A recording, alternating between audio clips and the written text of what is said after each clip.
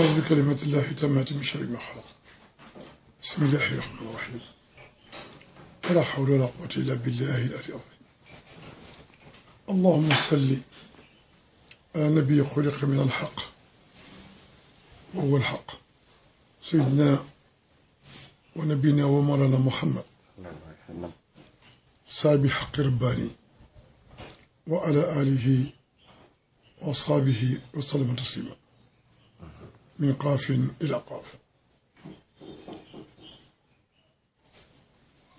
Chers amis, chers co-religionnaires, cette émission a pour but d'éclaircir de nombreuses zones d'ombre que les gens ont référenciées au prophète sallallahu alayhi wa sallam, car parler du saint prophète, en réalité, les livres d'Ibn Hisham, de Tabari, etc., nous savons que la vie du prophète sallallahu alayhi wa sallam, de sa naissance au début de la révélation, en fait, on ne connaît presque rien de lui.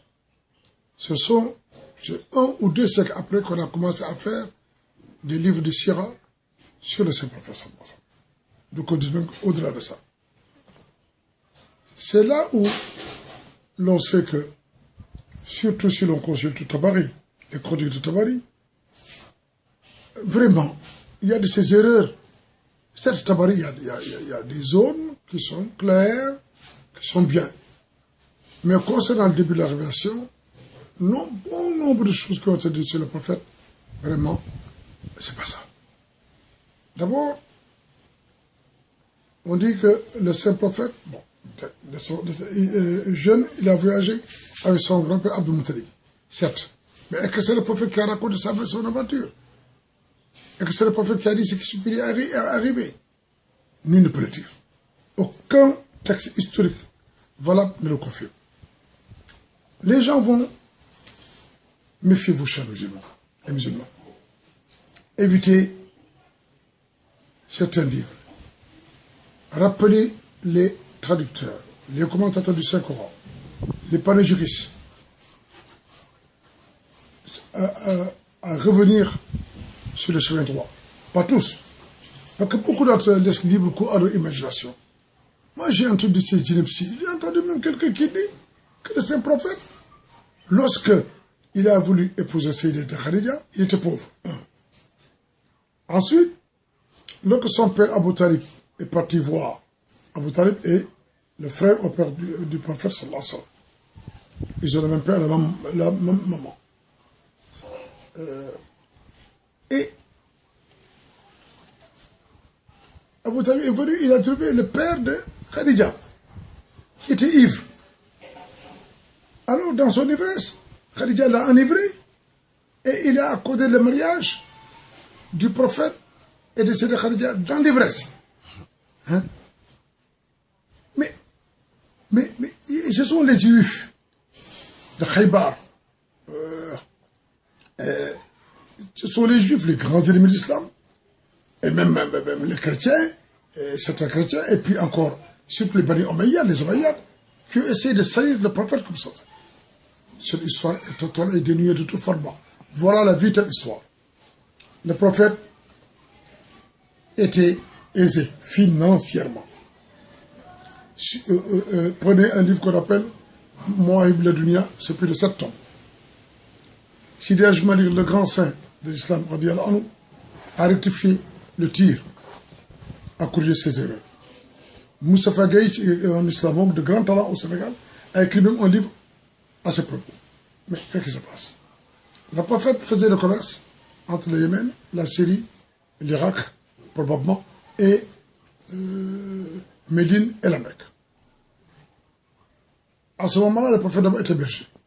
Son père lui avait laissé beaucoup de moutons, un héritage considérable. Alors, le prophète était berger, il faisait du commerce. Il était très économe, pas dépensier, mais d'une générosité extraordinaire. Il était appelé Al-Amin dans la Mecque. Alors, en faisant le commerce, Sayyida Khadija aussi sa future épouse, elle aussi faisait du commerce. Mais le prophète était remarqué à la Mecque pour sa droiture, son esprit de justice, son amour parental, son respect des créatures, sa civilité, son civisme, etc. Et surtout, sa discrétion et sa générosité extraordinaire. Sayyida Khadija a vu que le commerce du prophète marchait très bien. Alors, il s'inquiète pour le prophète. Elle dit au prophète, écoutez, moi aussi je fais du commerce. Est-ce qu'on peut collaborer commercialement? Le prophète dit, mais quoi problème? Il dit, bon, moi je suis une femme, je ne peux pas bouger. Chez nous les Arabes, il faut des intendants. Est-ce que tu peux être mon intendant dans ce voyage? Alors, pour surveiller mes marchandises, etc. Le prophète lui dit oui. Et évidemment, le commun accord, Sayyida Khadija lui donnait quand même son dû. Tout travail mérite salaire. C'est comme ça que le prophète, d'accord, n'a pas associé son bien à celui de Khadija, c'est vrai, qui était peut-être beaucoup plus riche. Ça, je n'en parle pas. Parce que le prophète était aisé. Alors, et c'est Abu Talib qui gardait les biens du prophète. C'est ainsi maintenant qu'on a découvert que Sayyida Khadija éprouvait pour le prophète un grand amour. Donc, du fait au fil des contacts, il a remarqué que cet homme-là était extraordinaire. Aucun pareil à la Mecque. Il était appelé Al-Amin, l'homme droit, l'homme juste, l'homme honorable, l'homme bon. Alors, c'est ici que Khadija a envoyé Maïsar. Elle a envoyé même beaucoup d'autres femmes auprès du prophète pour lui demander est-ce que le prophète aimerait une femme comme Khadija. Donc le prophète a dit, mais le prophète avait 25 ans, 24, 25. Le prophète dit, oui, mais c'est une cousine, c'est une parente, c'est une femme honorable. Khadija avait été épousée 2 fois, elle a eu des enfants, Hind même, etc.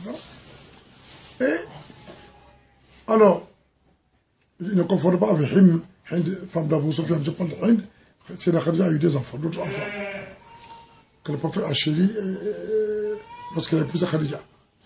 C'est Khadija alayhi salam. Mais, après cela, qu'est-ce qui s'est passé? Le prophète a envoyé Abu Talib. Il a envoyé Abu Talib. Il lui a donné de l'or. À Midra le conflit. C'est l'âge le conflit. 20 chamelles. Il dit, a donné ça aux parents de Khadija. C'est ma dot.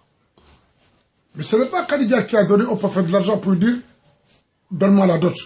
C'est le prophète qui a sorti de son argent qu'il confie à Abu Talib. 20 chamelles de l'or. Abu Talib part et trouve, non pas le père de Khadija, mais le jeune frère au père de Khadija. Probablement le père de Khadija est décédé. Après qu'Abu Talib était reconnu à ce moment-là comme le roi de la Mecque, il était d'abord très fier, très beau, très fier. Tout le monde sait qu'un arabe n'accepte pas qu'on le force. Alors, le père de Khadija, son oncle, comme l'on dit, a bien reçu Abu Talib avec largesse, était très content. Il lui a dit vraiment, je suis très honoré de ta demande. Je vais tout de suite te la donner en mariage. Je suis très honoré. Et c'est comme ça que Khadija a reçu 20 chamelles et de l'or. Toutes les épouses du prophète, le prophète a donné 20 chamelles et de l'or, à l'exception de sa cousine Zainab bun Jahsh. Selon le Coran, c'est Dieu lui-même qui a ficelé cette union. Alors, le prophète lui a donné des meubles, de l'orge, etc. Sallallahu alayhi wa sallam. Donc, les noces ont été faites dans la maison du prophète. Moi, personnellement, qui parle à Moutal, votre serviteur, j'étais à la maison du prophète.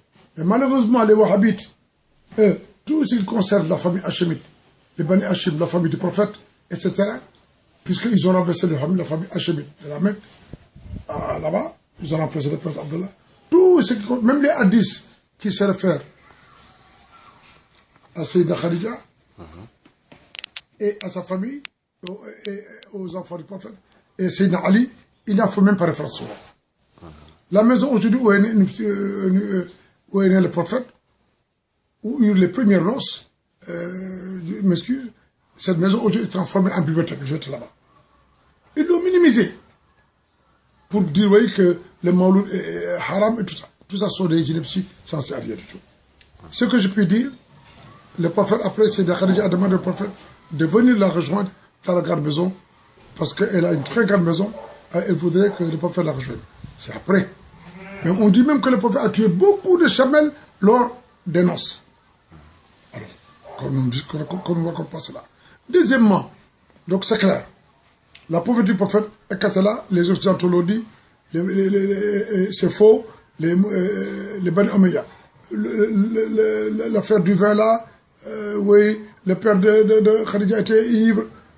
Un arabe n'épouse jamais une arabe dans l'ivresse, jamais. Bon, ben, on est contre cela. Deuxièmement, on parle de la révélation. Et j'entends souvent au Sénégal, ils disent, oui, lorsque le prophète était parti au Mont Hira, Djibril lui est apparu, et Djibril, par exemple, l'a pris entre ses bras, l'a serré, il lui a dit Iqra. Le prophète a dit moi je ne sais pas lire. Il lui a dit Iqra, il dit mais je ne sais pas lire. Il lui a dit Iqra, il dit qu'est-ce que je vais dire. Mais cette façon de parler, c'est très ridicule. Même un homme doué de sens, de raison, ne raisonne pas comme ça. Qu'est-ce qui s'est passé? Le prophète aimait jeûner, c'est vrai. Il montait sur le mont Hira. Et il passait parfois 1, 2 ou 3 jours. Les gens disent qu'il y montait au début du jour, la nuit il redescendait. Toujours est-il que le prophète aimait jeûner et il aimait méditer. Il méditait beaucoup, sallallahu alayhi wa sallam. Et un jour, la cage Gabriel lui apparaît. Donc on dit même que le prophète, il est né avec le fatah. Lorsque Dieu lui a dit Inna fatana laka fathan mubinan, Cheikh Ahmed Tidiane Cheikh a dit que le fatah mubin là dont le Saint-Coran parle, ce n'est pas le fatah dont le prophète lui était investi depuis sa naissance. Parce qu'il est le prophète et l'essence de la création. Il a toujours connu Dieu. Mais le prophète a toujours connu Dieu, mais il a toujours occulté cette connaissance. La preuve, son khalwa, le fait, son isolement, était dû à la somme de sciences extraordinaires que le prophète détenait et qu'il ne pouvait pas révéler. Mais le mot Iqra, c'était le déclic du début de la révélation. Et justement, lorsque maintenant Djibril lui apparaît, mais comment Djibril lui est apparu? Parce que le prophète est plus puissant que Djibril. Le prophète est meilleur que Djibril. Le prophète est plus connaissant que Djibril. Djibril lui-même l'a reconnu. Deuxièmement, comment un ange comme Djibril, qui a tracé l'univers, et Djibril qui est le rouhaniya du prophète, qui est le prototype du prophète dans le monde archangélique.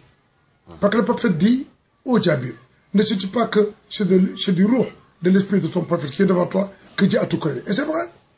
Et ce rouh du prophète, le prophète dit Allahumma salli ala ruhi Muhammad fi arwah wa ala jasadi fi ajsad wa ala qabri fi al-qubur. Mais rien que ça explique la qatul Muhammadiyya.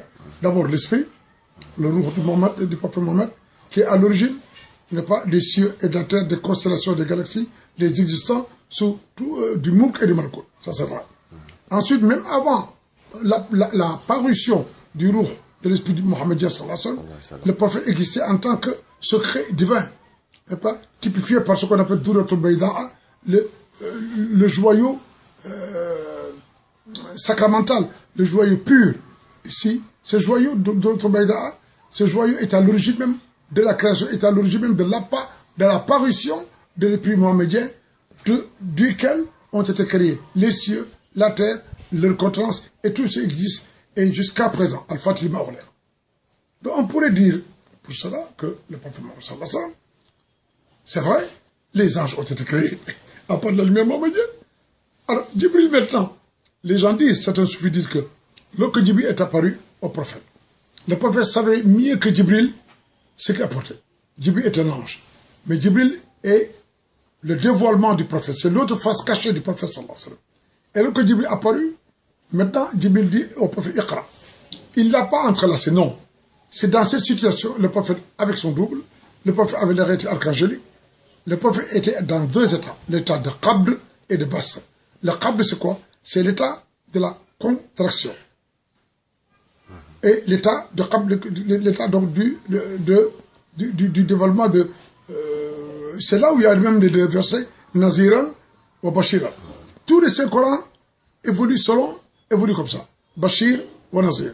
La preuve, prenons le cas de Sourate Tawbah, la Sourate Pantir. Le prophète parle toujours selon ces deux états. Parfois, il parle selon un seul état.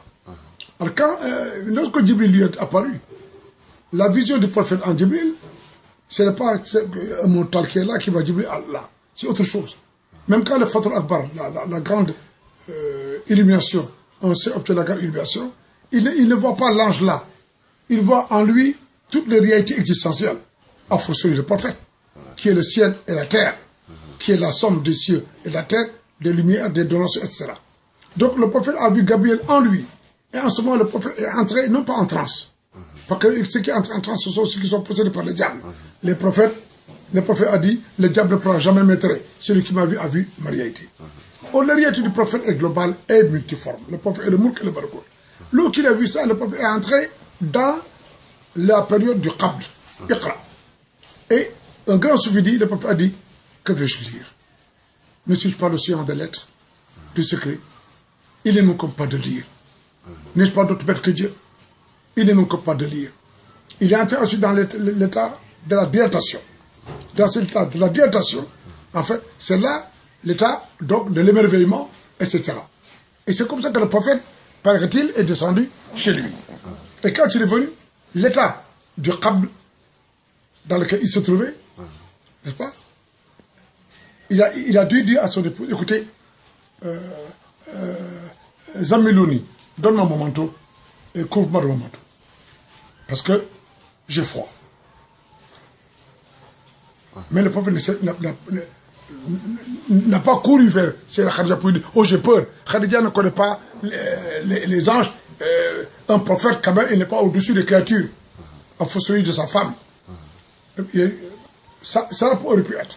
Ensuite, le prophète a dit, de Sironie, couvre-moi, donne-moi mon manteau, couvre-moi. À ce moment-là, les gens disent, certains se disent que lorsque le prophète est couvert de ces manteaux, il avait dit les manteaux. Mais en réalité, ces manteaux-là, ce sont les manteaux du prophète. Les manteaux batiniques du prophète. Ou les manteaux exotériques du prophète. Parce que le prophète raisonne en tant que Nazir, en tant que Bashir. Ya ayyuhan nabiyyu inna arsalnaka shahidan wa mubashiran wa naziran wa da'iyan ila Allah bi'izni wa sirajan munira. Sirajan munira, c'est là justement où le prophète donc devait apporter. Mais les gens qui disent que il a dit à Khadija, j'ai peur, c'est faux. Couvre-moi, c'est faux. Il t'est effrayé, c'est faux. Ce n'est pas vrai. En tout cas, tu dis que c'est le Khadija a dit bon, et que tu vois, l'ange dit, je l'ai vu, et ça. Tout ça, ce sont des inepties qui ont été racontées par les Israéliates, les Juifs qui ont toujours voulu savoir le prophète, et par les Omeyyades, et par les grands ennemis de l'islam. Et rien de cela n'est vrai. La preuve, la preuve pour dire que le prophète, quand on dit le Qabd et le Bas, les deux sourates, Ya ayyuhal Muzammilu et Ya ayyuhal Mudassir, ont été révélés à la Mecque. Ce sont entièrement. Et quand le prophète recevait maintenant le message, qu'est-ce qui s'est passé? Un jour, les kafirs l'ont trouvé. Ils lui ont dit, toi, tu dis que ton Dieu est un. Nous avons 360 dieux. Chaque jour de l'année, on a un Dieu. On a des dieux. On a un Dieu qui s'occupe de nous. On a des dieux de beurre, des dieux de chocolat, des dieux de fromage. On a des dieux en gâteau, etc. Quand nous avons faim même, nous coupons les parties, nous mangeons. Mais toi, ton Dieu, il est comment? Est-ce qu'il est en or? Est-ce qu'il est en diamant, etc. Le prophète pouvait répondre. Mais, il ne répond pas. Le mot « koul » qui dit, chaque fois que je dis « koul » au prophète, il dit « réponds ». Mais réponds comment? Ici, et Dieu lui dit, aussitôt les compagnons voient le prophète en train de transpirer. La révélation a lieu 1 ou 2 minutes approximativement.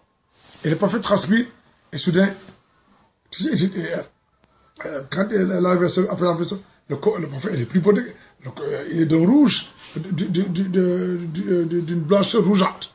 Et le prophète sue. Et la sueur du prophète, c'est du muscle. Wallahi al-azim. Et quand le prophète sourit, on voit, ça brille. Tu peux même te mirer sur ses dents. Sallallahu alayhi wa sallam. Et le prophète dit, où sont ceux qui m'interrogent? Nous sommes là. Aussitôt il dit, aussitôt les scribes qui étaient là, prennent. Il dit, Bismillahirrahmanirrahim. Qul. Donc le mot Qul, c'est Dieu qui lui donne l'injonction. Le Qul de la sorte Ikhlas signifie rétorque-leur, réplique-leur, explique-leur, montre-leur ce qui se passe. Qul, huwa Allahu ahad. Ils écrivent Allahu ahad.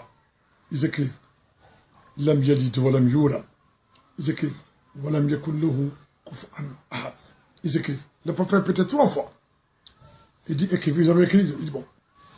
Qul huwa Allahu ahad, Allahu samad, lam yalid wa lam yulad, wa lam yakun lahu kufuwan ahad. C'est comme ça que la sourate Ikhlas est descendue pour répondre aux mécréants. Mais Gabriel, quand il vit un prophète, les gens ne le voient pas. Parfois, certains compagnons le voyaient. Mais quand le prophète reçoit la révélation, le prophète reçoit la révélation en langue sourianique. C'est pour laquelle Dieu lui a dit, nous allons descendre en toi une langue lourde. Qawlan Saqilan, ça veut dire une langue lourde. Alors, il nous... Walaikum salam. Cette langue lourde, c'est le Saint-Coran. Mais en langue sourianique. Et il paraît que Gabriel vient, ça dure quelques minutes. Même pas ça, quelques temps. 1 minute, même pas 10 minutes. Gabriel. Ah, l'état gabrielique s'estompe en lui. Et le prophète apparaît, en tout cas le prophète, n'est pas de la révélation. Il parle. C'est comme ça que même dans le Saint-Coran, il y a 29 sourates, au début desquelles il y a les lettres primordiales, qui sont de langue sourianique. Alif Lam Mim, Alif Lam Mim Ra, Alif Lam Mim Sad, Yasin, Kaf Hayan Sad, etc. Je ferai un cours spécial sur la langue souriane, même dans ce mois de Ramadan, Inch'Allah, pour explication. Ce sont les gens doués d'illumination qui peuvent expliquer ça. Donc, Yachir, les enveloppes et les couvertures dont parle le professeur ont existé bien avant la création. Mais c'est évident. Zammilouni. Mais tu n'as pas entendu ce que le prophète a dit? Zammilouni, si le fait a existé historiquement, il est vrai que le prophète a 2 manteaux.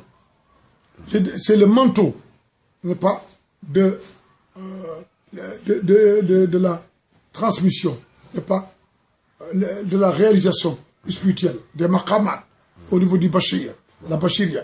Et il y a des manteaux au niveau de Naziria. Parce qu'au niveau de Naziria, le prophète a dit, je suis le prophète du sabre, du glaive et du sabre. Je combats ceux qui sont perdus, pour les ramener à la vérité, jusqu'à ce qu'ils reconnaissent qu'il n'y a que Dieu et que je suis le prophète. Dès qu'ils le prononcent, ils sont à l'abri de ma colère. Et je suis également le prophète, n'est-ce pas, la révélation du bonheur, etc. Regarde la sourate Tawba. Dans la sourate Tawba, le prophète commence dans un genre de qabd. Qu'est-ce qu'il dit? Carrément. Bara'atu minallah. Il commence par la lettre Ba. Tu n'as pas compris? Donc c'est une déclaration de guerre totale contre les kafirs. Le prophète évolue dans cet état-là. Et son cœur, son roux, c'est Dieu qui tient le roux du prophète entre sa main. Et ensuite, vers la fin, Dieu tourne l'esprit du prophète vers la Naziria, non, vers la Bachiria. Il n'y a pas toute la sourate Tawba, c'est Nazir jusqu'à Laqad Ja'akum. Au niveau de Laqad Ja'akum, le cœur du prophète est tourné et le prophète se tourne maintenant, tu vois, dans sa totale clémence en disant, et Dieu, il dit, Laqad Ja'akum Rasoulun min anfusikum. Parce que Dieu dit par l'âme, le qaf, le dal et le dal. Le lam, c'est la haute. Dieu dit, Lillahi ma fi samawati ma fi ard, Dieu dit par lui-même. Laqad est Qudus, le prophète est Ruhul Qudsi, l'Esprit Saint. Dieu est Daïmou, le prophète est Da'in. Donc Da'in c'est l'implorant, celui qui reçoit et qui transmet. Alors le prophète Dieu est Moudib, le prophète est Moudjab. Dieu est l'exaucé, le prophète est celui qui est exaucé. Mais c'est pourquoi le prophète dit, sallallahu alayhi wa sallam, écoutez, Dieu lui dit, Laqad Ja'akum, je jure par le lam, par le qaf, le dal, je n'ai pas dit tout à l'heure, Rasoulun, un messager, min anfusikum est issu de vous. Mais le messager issu de vous, ça veut dire il est différent de vous. Il est issu de vous, mais il n'est pas vous. Parce que vous avez dit au prophète, Dieu n'a qu'à vous envoyer des anges, ou des rouhaniers, des esprits célestiels, Dieu ne vous envoie pas. Vous êtes des êtres humains, il vous envoie des êtres humains comme vous. D'accord? Il est le fils d'Abdallah, c'est la vérité. Le fils noble d'Amiata, c'est la vérité. Mais il est Rasoul. Il a wahyun yuha, je l'ai inspiré. Il ne parle pas de puissance. Ça fera attendre ça. Il ne lui incombe pas d'être oublié, ou d'être dans l'oubli, ou d'être oublié, ou d'être un être faible, sujet aux tromperies, aux erreurs, à la faillite, aux flatteries. C'est un être parfait. Pourquoi? C'est là justement que Dieu dit Laqad Ja'akum. Et tu verras que Laqad Ja'akum, c'est Non, c'est Bachir, il apporte la bonne nouvelle. Rasulumi Anfusikum. Ici de vous. Mais pourquoi ici de vous? Il est avec vous. Mais il est, non seulement il est le prophète, mon prophète, il est, c'est un être humain comme vous, mais il est différent de vous. Pourquoi? Parce qu'il est Azizun alayhi ma anitum. C'est une élection. Et Dieu commence à mettre en relief, si tu veux, les gradations sublimes du prophète. Azizun alayhi ma anitum. Harisun alaykum. Et toujours dans la Bachiria, Dieu montre maintenant que les croyants sont gagnants. Donc, il y a une idée en vous qui croyez prier sur lui. Donc, ceux qui croient en Dieu, le prophète dit, tous nous naissons croyants. Et le fait que nous appartenions à une religion autre procède de l'éducation. Oui, et ça, c'est clair. Alors, Harisun alaykum. Bil mu'minina pour les croyants. Rahim. Le prophète est compatissant, doux, généreux, bon, protecteur. Rahim, il est le très miséricordieux. Il est la miséricorde pleine, entière, incommensurable, infinie, transcendantale, vraie, véridique. Il est le codex du vrai, n'est-ce pas, qui déploie ses manteaux de générosité, de pardon. Parce que le pardon est un manteau. Ah, donc là, la miséricorde est un manteau. Donc ce sont des manteaux. Oui, et en fait, à la fin du verset, qu'est-ce que Dieu dit? Et aussitôt, Dieu tourne le cœur du prophète pour réagir quand c'est ça qui dit, oui, il est un être comme nous. T'as pas compris? Mais malgré tout ça, tu sais, les dénégateurs, ils incarnent. Ils ne voient pas la vérité. Et Dieu dit, Dieu utilise la lettre Fa. Et si tu te détournes, Faqul. Et si tu te détournes, par révolte, par haine contre toi, Faqul, toi aussi, détourne-toi d'eux, réplique-leur, combat-les, et dis-leur solennellement, Hasbi Allah, je me fie à Dieu, parce que je suis son prophète. La ilaha illahu, point de vue que lui, l'inconnaissable, l'immuable, le transcendant, l'omniprésent, l'omniscient, l'omnipotent. Allez, à cet être-là, qui n'a ni origine, qui est Azal, Abad, qui est Khadim, Tawakkaltu, c'est à dire que je me fie. Tawakkaltu, le Ta, c'est Tazkira, Tawakkalt, le Waw, c'est la Wahdaniya, le Kaf, c'est la Kifaya, et le Ta, c'est Tawakkal, le Lam, c'est la Lutfaniya. Et le Tawakkaltu, c'est toujours Tawkidiya, c'est-à-dire, c'est le refuge en Dieu. Et le prophète dit, sallallahu alayhi wa sallam, il dit même un hypocrite qui récite ce verset, Hasbi Allah, la ilaha illa wa itawakkaltu wa rabbu ashazim, dans la journée, Dieu le protège. Même celui qui dit quoi pas. Maintenant, oui. Est-ce que vous avez vu? Oui. Pour revenir sur la Tabsiriya et la Injariya tout à l'heure, j'ai tenté de faire le rapprochement entre Ya Ayyuhal Muzammilu Umil Layla et Mudassir Fa Anzir. Là, j'ai compris donc la Tabsiriya adore mon Seigneur. Vous êtes connecté. Maintenant, Fa Anzir, lève-toi et avertis. Donc, je termine. Donc maintenant, le Muzammil colle avec la Tabsiriya et le Mudassir colle avec la Injariya. Oh, toi qui es couvert du manteau de la clairvoyance, toi qui possèdes en toi infiniment les manteaux de la magnification divine, les manteaux de la générosité divine, les manteaux de la rahma, le prophète a une rahmat rabbaniya. Qum, lève-toi, Qum, révèle-toi, apparais selon la dimension, ta dimension en tant que tu es Ahmad, le Qaf en tant que tu es Muhammad, le Mim, le Qaf en tant que tu es Khatim Anbiya wa Mursalin. T'as pas compris? En tant que le Mim, en tant que tu es le Khatmiya. Le prophète est à la fois le prophète et la prophétie. Et le messager et la messagerie. C'est pourquoi le mot Qum, il ne faut pas l'interpréter par lève-toi. Lève-toi, c'est révèle-toi. Le mot Iqra signifie, le code de Iqra, ça veut dire révèle ce qui était occulté en toi. Pourquoi? Parce que ce qui était occulté dans le prophète, c'est le secret de la messagerie dans Alasu bi Rabbikum.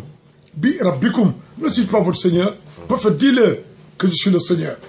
Car toi, tu es celui qui a engendré tous les êtres par ma permission. Tu n'as pas compris? Tu es la couvée de tous les esprits. Birabbikum, Alastu Birabbikum. Qalou, c'est un pluriel. Que Birabbikum, c'est un pluriel. Le bon Birabbikum, c'est 264. C'est 4 fois Allah. T'as pas compris? Alam nashrah laka sadraka. Sadrou, la poitrine, qui est le kanz, qui est du prophète sallallahu alayhi wa sallam, et le grenier, le trésor de trésor, c'est Sadrou, parce que Sadraka, c'est 264, qui rappelle Birabikoum. Mais ici, je lui ai dit Iqra. Je te rappelle que c'est moi qui t'avais dit Birabikoum. Et ici, Iqra bi ismi Rabbika. Rabbikoum, ici, il dit Birabika. T'as pas compris? C'est bien, parce qu'ici, le prophète apparaît comme Issa ou Kamil, le prophète global et le prophète premier qui répond au nom de tous. Parce que là-bas, il avait répondu pour tous. Parce que c'est le monde des archétypes. T'as pas compris? Des esprits. Le prophète, Dieu lui dit, réveillez-les. Réveillez-les de leur sommeil.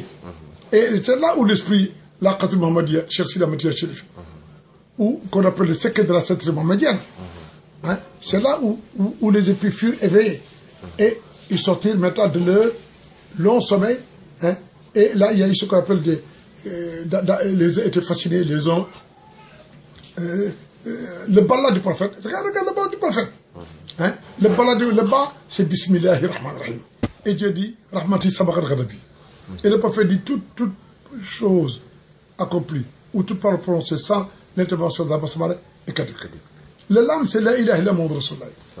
Tout le monde sait que Adam, lorsqu'il a été irrigué par l'esprit mohammedien, la roue, Adam, la première chose que Adam a dit, c'est Alhamdulillah, c'est vrai. Mais il a dit, là, le premier verset qui vient, c'est la ilaha illa Muhammad Rasulullah en langue syrienne. Je connais ce nom en langue syrienne. C'est encore pour laquelle Dieu a dit, j'ai créé l'être humain de transformation en transformation. Et finalement, dans tout ça, le bas, c'est Bismillah. Donc la basmala, c'est la beauté divine. Bahaoulaï. Bahjatu asma'i wa sifati. C'est encore pour laquelle quelqu'un qui sait de la basmala, n'est pas, il obtient tout. 305 basmala, tu règles tous les problèmes. C'est vrai. 140 basmala, tu obtiens tout ce que tu veux. Mais quand je dis tout ce que tu veux, ça dépend de ce que Dieu a décidé que tu obtiennes. Le lame, c'est la ilaha illallah, Muhammad Rasulullah. C'est 860 qui correspond au verset Baliyadahu Maksutizali. Les deux mains sont tendues. Parce que dans les deux mains de Dieu, c'est Rahman, Dieu est Rahman et Rahim. Dieu, c'est pas entre mon fils. Le Ya, c'est Yassine. Et Dieu dit, Yassine, je jure par toi. Yassine. Le prophète, c'est Yassine. Yassine, c'est 371. Le Coran est Hakim, tu es le Coran. Tu es le codex de la sagesse, le secret de la sagesse et le dominion de la connaissance vraie. Voilà le prophète Mohammed sallallahu alayhi wa sallam à tous les niveaux. J'ai vraiment, le temps est tellement petit pour expliquer tout, mais ce que je peux dire, le mot Iqra signifie au prophète, dévoile-toi, révèle ce qui est en toi. Alors, qu'est-ce qui était en prophète? Le prophète dit, Bismillah. Ce qui était confirmé dans Birabikoum, révélé ici. Parce qu'il n'a pas fait à dire Qalou. Qalou, Qaf, Alif, Lam, Waw et Alif. Or, Qalou, ça veut dire il dit, il répond dire. Ce n'est pas il répond dire, c'est le prophète qui répond lui-même. Parce que dans la Fatiha, le prophète dit Iyaka na'budu. Donc, c'est toi que nous adorons. Donc, le prophète parle au nom de toute la création. Du début jusqu'à la fin du temps.